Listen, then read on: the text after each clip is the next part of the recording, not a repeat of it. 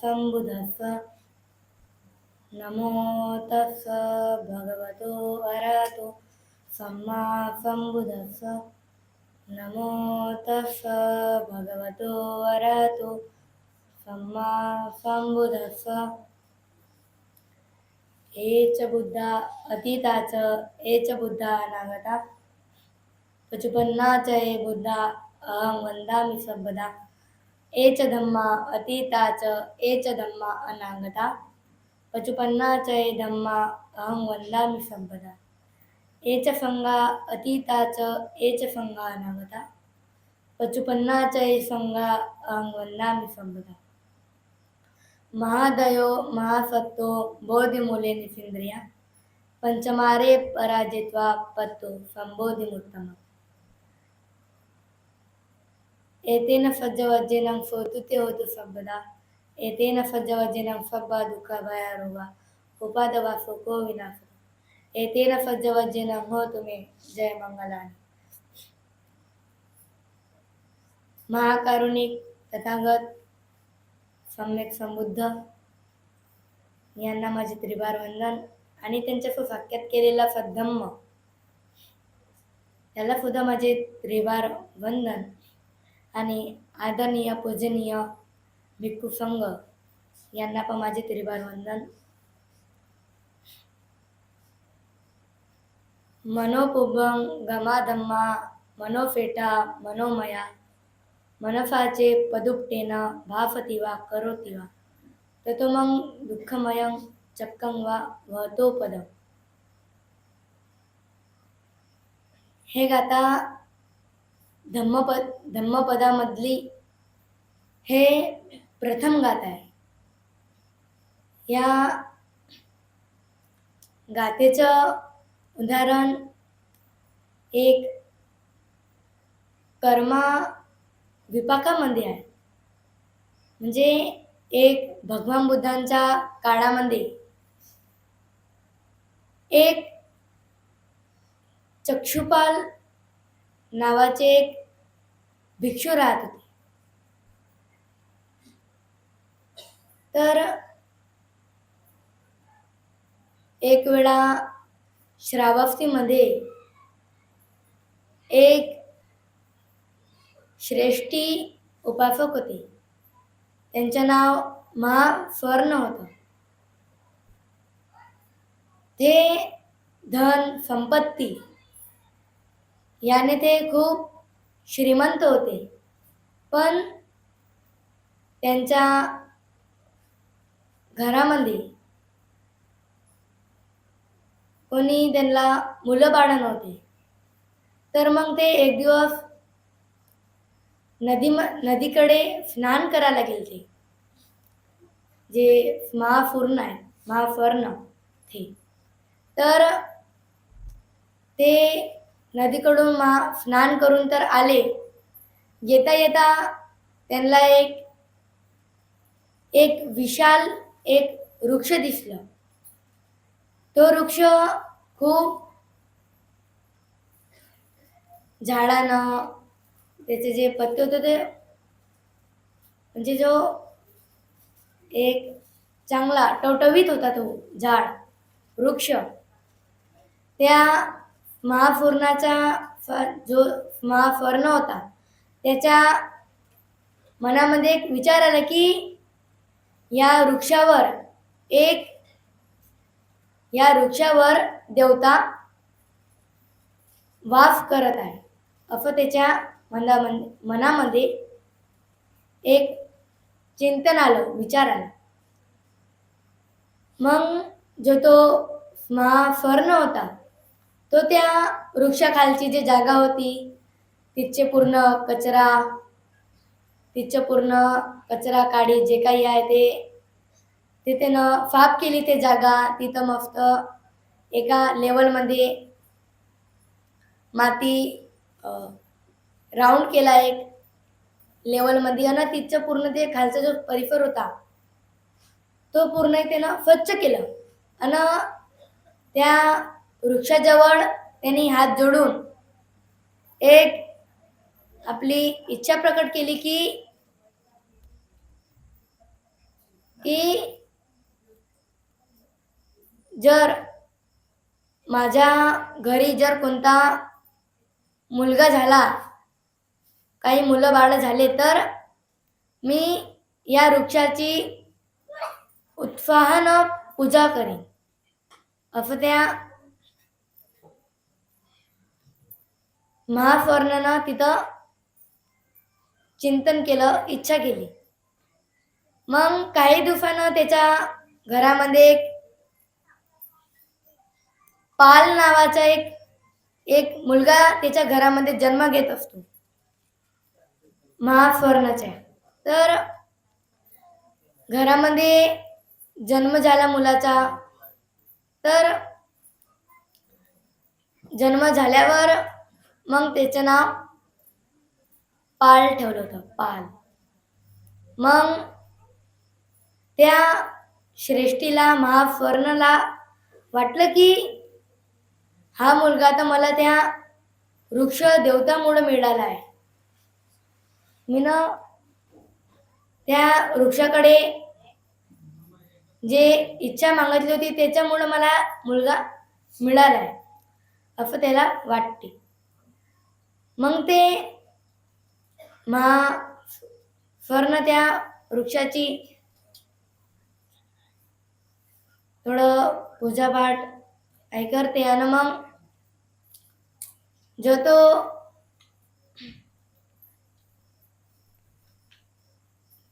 पाल होता, तो मुलगा होता, त्याच्या घरी मग आणखी एक मुलगा जन्म घेतो, त्याचं नाव चूड ठेवते. मग हळूहळू मग जो पाल होता त्याचं नाव त्याला महापाल या नावानं त्याला ओळखत असे, महापाल. आणि जो छोटा मुलगा होता त्याला चूड चूड म्हणत होते. तर त्यावेळी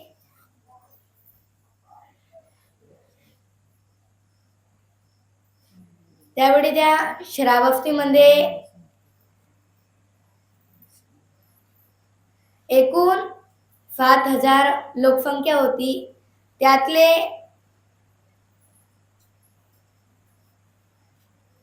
मग काही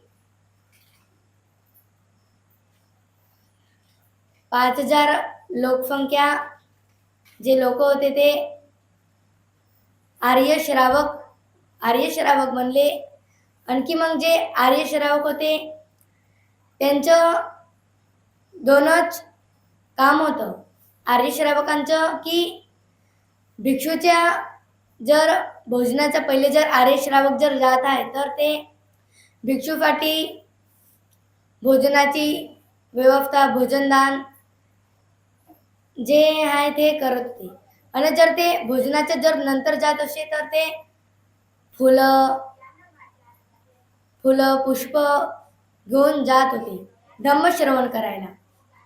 तर एकदा खूप सारे जे लोक होते ते धम्मश्रवण करण्यासाठी भिक्षूंकडं जात होते. तर मग तेच जो महापाल होता त्या महापालाला ते दिसलं की एवढे फार उपासक जात आहे. तर तो त्यांना विचारत होता की तुम्ही एवढे सारे जण तुम्ही जात कुठे आहे. तर ते त्यांना उत्तर दिलं की आम्ही भगवान बुद्धांचं प्रवचन ऐकायला, त्यांची धम्मश्रवण करायला आम्ही जात आहोत. तर मग जो तो महापाल होता तो त्यांना म्हणतो की मी पण तुमच्यासोबत येऊ का. मग तो हो म्हणते. मग तो त्यांच्यासोबतच मग तो धम्मश्रवण करायला जात असते. मग ते जात असते. मग ते धम्मसभामध्ये जाते. आणखी जो तो महापाल होता तो एका कोपऱ्यामध्ये जाऊन बसते. भगवान बुद्ध तिथं धम्म उपदेश करत होते की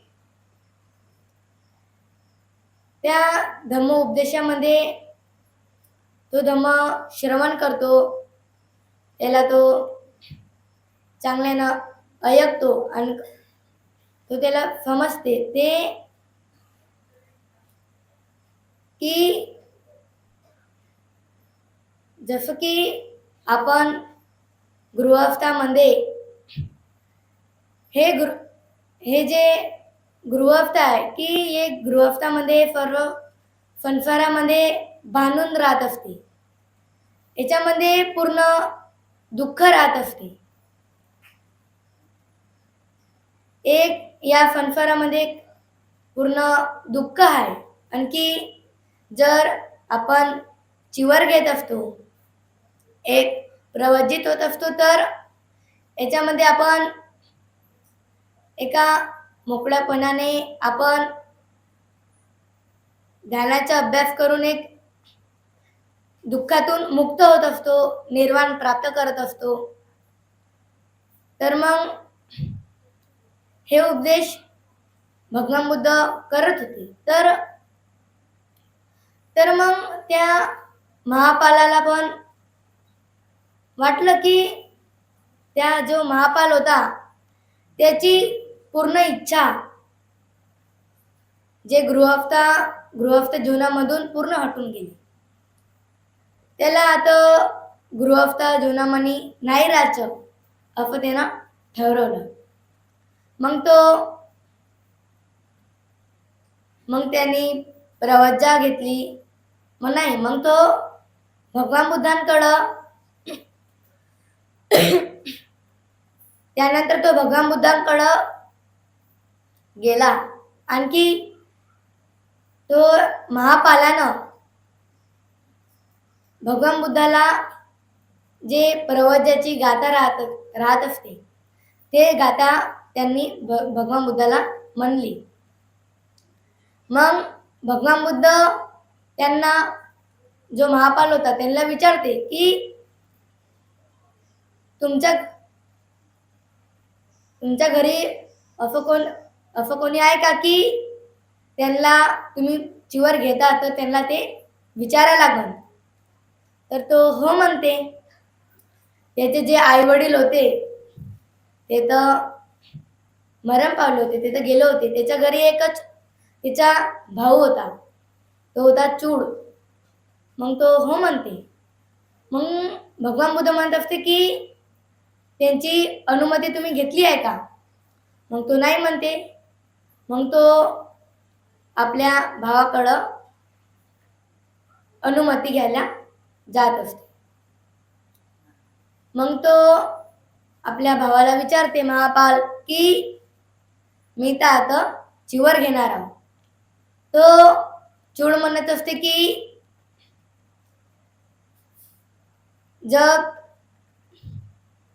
जब से जेव्हापासून पिताजी मर गए हैं तब से तो तुमने मेरा एकदम अच्छे से पालन किया है. तब से मेरे को कभी पिताजी की याद नहीं आई है. जब से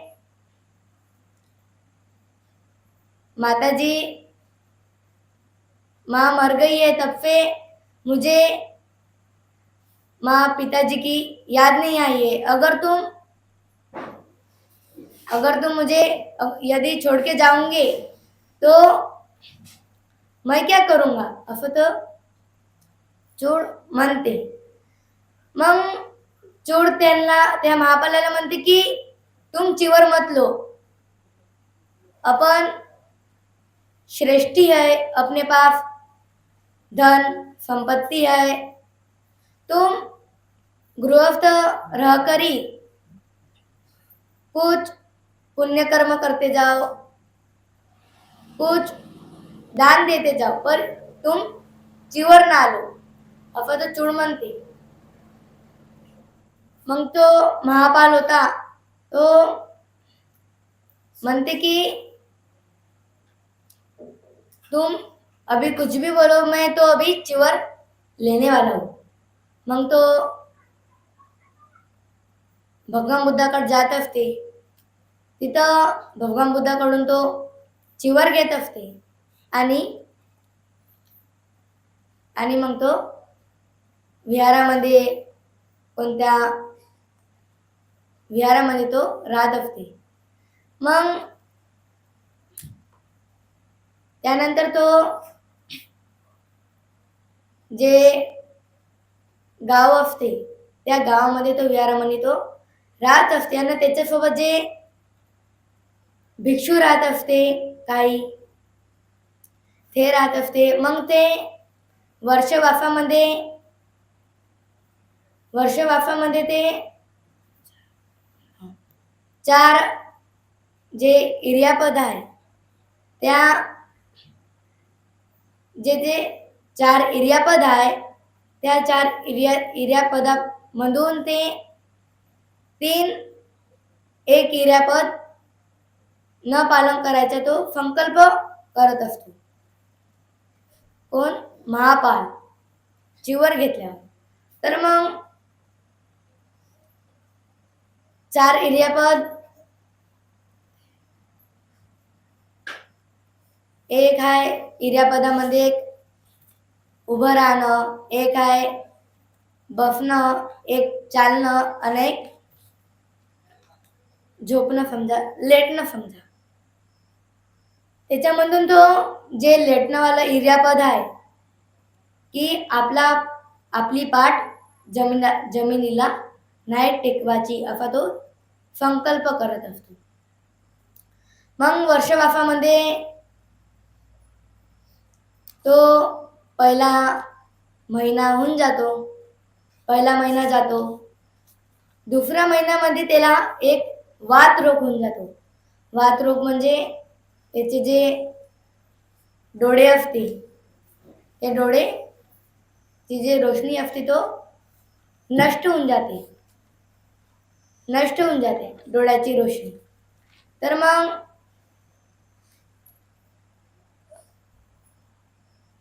मग जे वर्षवासामध्ये एक चिकित्सक जे काही डॉक्टर होते ते त्यांना एक तेल देत असते तेल. तर जो ते चिकित्सक होते ते त्यांना तेल देत असते आणि ते जे ते तेल आहे डॉक्टर म्हणतो की ये तेल तुम अभी लगा लेना अपने नासिका में. तर मग जे ते भिक्षू होते तो त्या तेलाचा जो वापर होता तो वापर त्यांना उभं राहूनच केलता, बसून केलता. तर त्यांना बसून केलता. मग पुढच्या वेळेस डॉक्टर त्या बंदीजींना विचारत असते की अभी तुम्हारा रोग कैसा है. तो म्हणते की पहले जितना था उतना ही है. डॉक्टरले चिंता येते की मैंने तो ऐसा तेल दिया था कि उस तेल से एक ही बार में रोग ठीक हो जाएगा. मग ते डॉक्टर त्या तवीरांना विचारते की इस तेल का उपयोग तुमने किस तरह किया, बैठकर किया, खड़े होकर किया या आपने लेटकर किया. तर मग हे प्रश्न विचारल्यावर भिक्षू होतं ते काहीच नसते म्हणत, ते शांत राहतो. तर मग जो ते चिकित्सक होते तो म्हणते जी इस तेल का उपयोग आपको लेटकर करना चाहिए था. म्हणते की जब तक आपका स्वास्थ्य ठीक रहेगा तब तक ही इस श्रमण धर्म का तुम पालन कर सकोगे. म्हणजे की आपलं जे अ, जे आपली आयु जे आशीर्वाद गाथामध्ये असते की आयु आरोग्य संपत्ती, म्हणजे की जे आपले रोग आहे, जे आपलं आयु आहे, जे वय आहे ते वाढण्याकरिता जे आपलं स्वास्थ्य आहे, ज्यापर्यंत आपलं स्वास्थ्य ठीक राहील तेव्हापर्यंतच आपण धम्म श्रवण करू शकतो. तर त्यापर्यंतच आपण करू शकतो. तर मग डॉक्टर मग जे त्यांचे भिक्षू होते, जे ते भिक्षू होते ते भगवान बुद्धांची एक भेट घ्यासाठी ते जात असते. आणि मग जे स्थवीर होते ते त्यांची डोळ्याची रोशनी नव्हती, तर ते इथंच आपल्या गावामध्ये विहारामध्ये थांबले होते. आणि जे बाकीचे भिक्षू होते ते भगवान बुद्धांच्या भेटीसाठी ते श्रावस्तीमध्ये गेले. तर मग जे ते भिक्षू होते ते ते तर मग निघून गेले. आणि श्रावस्तीमध्ये पोचल्यावर जे त्याचे छोटा भाऊ होता चूड, ते त्यांना सांगत असते की आपके जो भंते जी और तवीर वो वही ग्राम में रुके हैं, उनकी आंखों की रोशनी चली गई है, इसलिए वह रुके हैं। आप उन्हें लेने के लिए कोई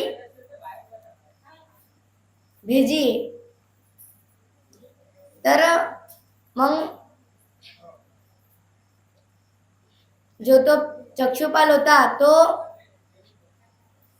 ध्यान करता करताच मग तो अरंत प्राप्त करून जातो. मग तो अरंत झाल्यावर तो एकदा आपल्या विहारापुढं एका जे चक्रमण करायची जे जागा होती त्या चक्रमण करत असते.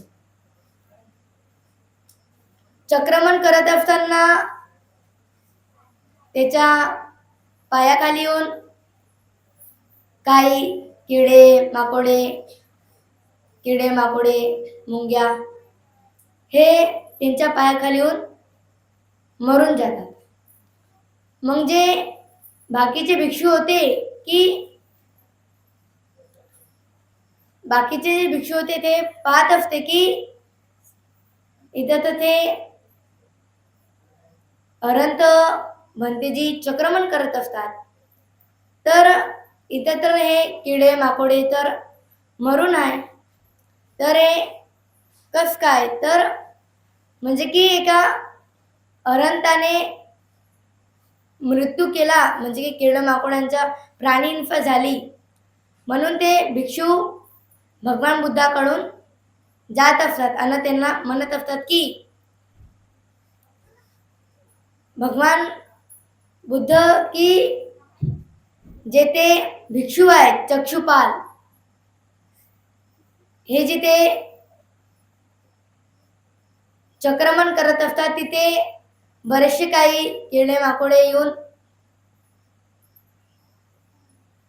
मेले आहे, मृत्युमुखी पडलेले आहे. तर हे कसं काय असं ते विचारत असतात की मग भगवान बुद्ध त्या भिक्षूंना म्हणत असतात की भिक्षूंनो, तुम्ही या चक्षुपालाला तुम्ही किडे माकोडे मारताना पाहिलं का?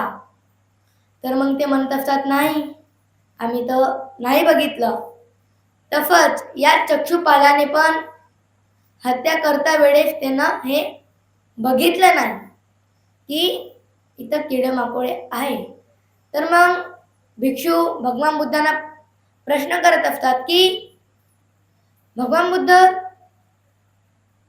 हा चक्षुपाल तर आंधळा आहे, त्याचे डोळ्याची जे रोशनी आहे ते तर नाही आहे, तरी सुद्धा हे अनंत कस काय आहे?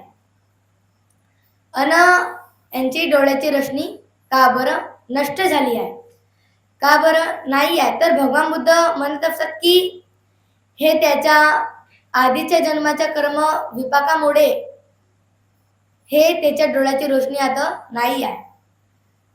मग भगवान बुद्ध त्याच्या मागच्या जन्माची जे स्टोरी आहे ते सांगत असतात की मागच्या जन्मामध्ये हा जो चक्षुपाला आहे हा डॉक्टर राहत असतो, हा एक डॉक्टर राहत असतो. तर मग याच्याकडे एक स्त्री येत असते. एक डोळ्याचा एक खूप मोठा डॉक्टर राहत असतो डोळ्याचा. तर मग त्याच्याकडे एक स्त्री येत असते, तिला सुद्धा डोळ्याची रोशनी नसते, ते सुद्धा आंधळी असते. तर मग जो जो हा चक्षुपाला आहे तो तिला म्हणत असतो की मी तर तुझा उपचार करन, मी तुझे चिकित्सा करणार, पण तू मला का देणार, असं ते म्हणते तो डॉक्टर.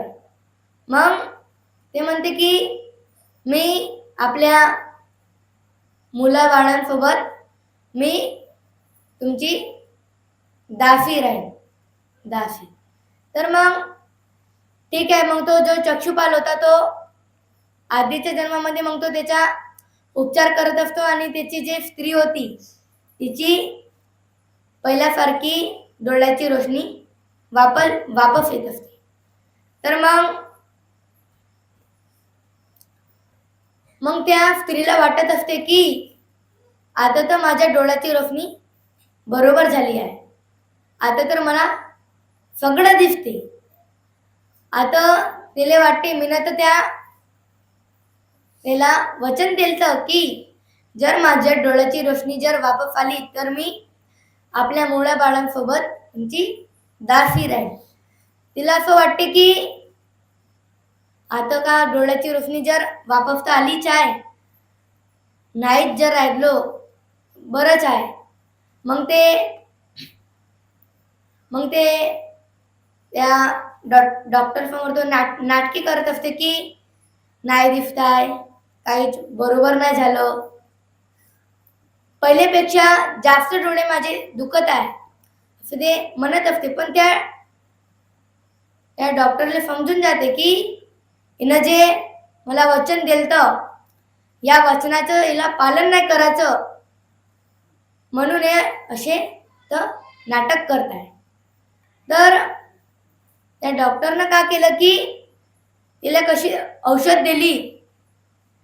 तर डॉक्टरनं देत्या वेळेस तिला म्हणलं हे औषध घे, या औषधीनं ते डोळे नाही दुखन, पण तिला तर सगळं दिसत होतं.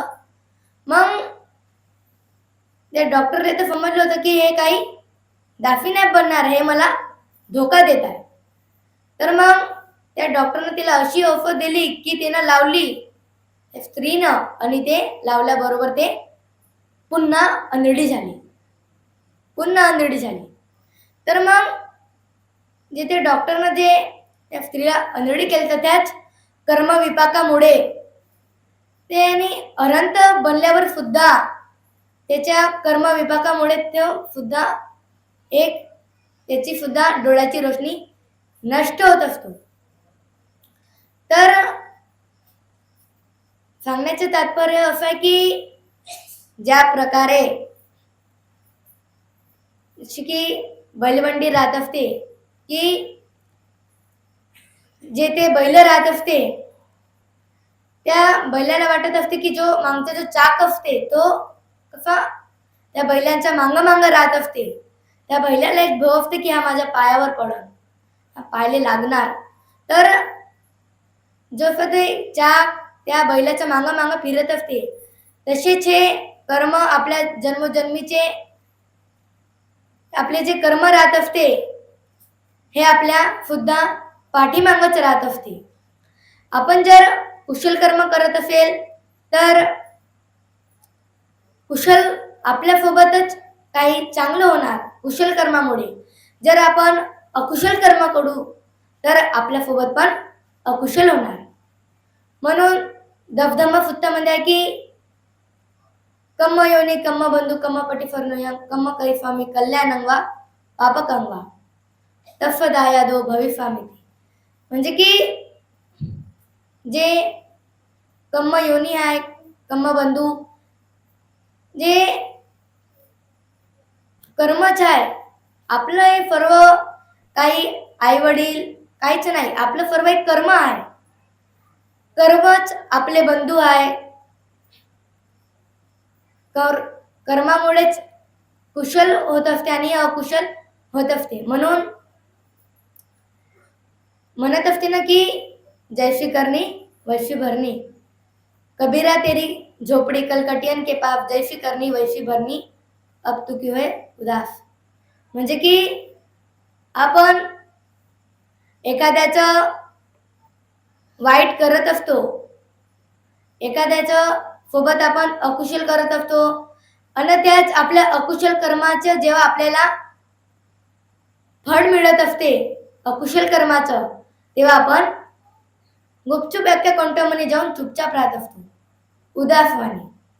तर आपण कुशल कर्म करू तर एक आपलंच कुशल आहे आणि अकुशल करू तर अकुशलच आहे. तर म्हणून भगवान बुद्धांनी आपल्याला 38 प्रकारचे मंगल सांगितले आहे. ते 38 प्रकारचे जे मंगल आहे ते महामंगल सूत्रामध्ये आहे. महामंगल सूत्रामध्ये पूर्ण 38 जे पूर्ण